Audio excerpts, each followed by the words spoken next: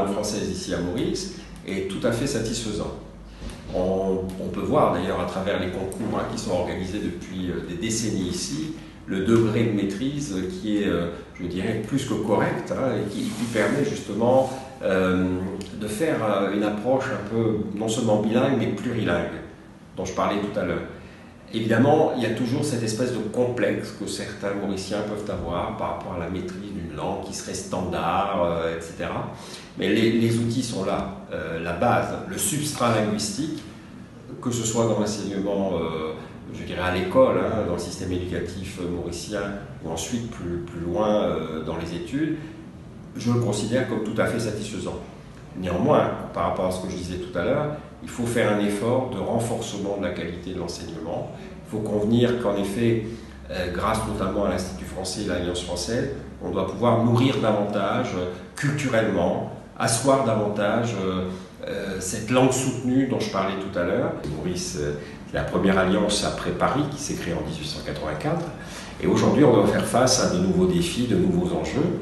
Et je suis présent pour accompagner justement les évolutions, qu'il s'agisse de l'enseignement du français sous toutes ses formes, la possibilité aussi de redynamiser, on va dire, l'action culturelle, et puis toute la politique autour de l'animation médiathèque, qui doit permettre justement à des publics les plus larges possibles, et les jeunes en particulier, de profiter, de tirer le meilleur parti de l'offre qui est la nôtre, et qui va dans le sens, on va dire, d'une prise en compte des réalités du XXIe siècle.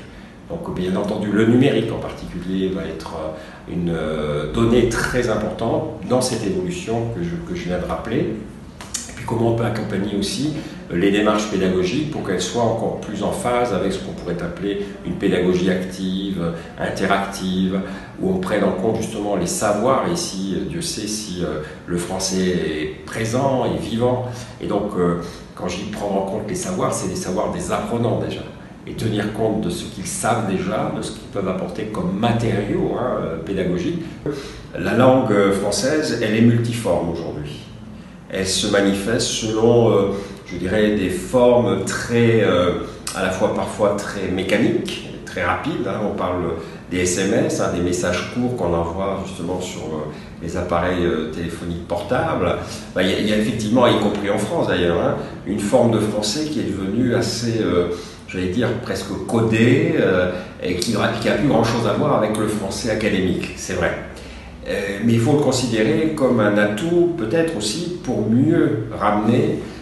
Alors je parlais tout à l'heure de la possibilité qui était offerte à travers la maîtrise soutenue de la langue française, de mieux, j'allais dire, pouvoir non seulement s'exprimer, mais surtout d'être capable d'être créatif, de trouver des idées, de mieux réfléchir. Et je crois que c'est important de faire un constat en effet que la langue, de développer des idées, d'être créatif et de pouvoir s'ouvrir au monde.